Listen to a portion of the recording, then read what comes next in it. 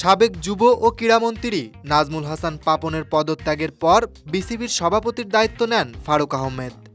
তবে দায়িত্ব গ্রহণের ৯ মাসের মাথায় বিসিবি প্রেসিডেন্ট হিসেবে তার মনোনয়ন বাতিল করে জাতীয় ক্রীড়া পরিষদ। এমনই টালমাতাল এক সময়ে দেশের ক্রিকেটের হাল ধরেছেন বাংলাদেশের প্রথম টেস্ট সেঞ্চুরিয়ান সাবেক অধিনায়ক আমিনুল ইসলাম বুলবুল। অস্ট্রেলিয়ার মেলবোর্ন শহরে বসবাস বুলবুলের। ২০১৬ সাল থেকে কাজ করছেন আইসিসির এশিয়া অঞ্চলের ডেভেলপমেন্ট ম্যানেজার হিসেবে।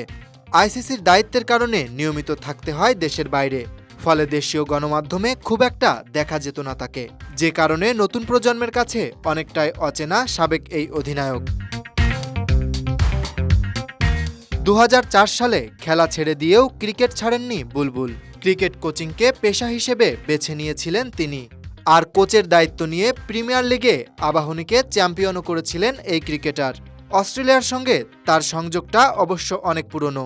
৯০-এর দশকে তার স্ত্রী পড়াশোনার জন্য পাড়ি জমান সেখানে। এরপর যাওয়া আসা চলতে থাকে নিয়মিত। ২০০৩ সালে পরিবারসহ সেখানেই স্থায়ী হয়ে যান আমিনুল। অস্ট্রেলিয়ায় প্রথম দিকে কোচিং করালেও পরে আইসিসি ডেভেলপমেন্ট বিভাগে কাজ শুরু করেন তিনি। দায়িত্ব পান এশিয়ার নানা প্রান্তে ক্রিকেট ছড়িয়ে দেওয়ার। তার পরিকল্পনায় ব্যাট বলের সংযোগ তৈরি হয়েছে এমন সব দেশে যেখানে আগে ক্রিকেট ছিলই না। হংকং, চীন, মালয়েশিয়া, থাইল্যান্ড, সিঙ্গাপুর, এমনকি তাজিকিস্তান আর উজবেকিস্তানেও তিনি নিয়ে গেছেন ২২ গজের এই খেলাটিকে। এসিসি ও আইসিসির যৌথ উদ্যোগে এসব দেশে তৈরি করেছেন হাই পারফরম্যান্স প্রোগ্রাম।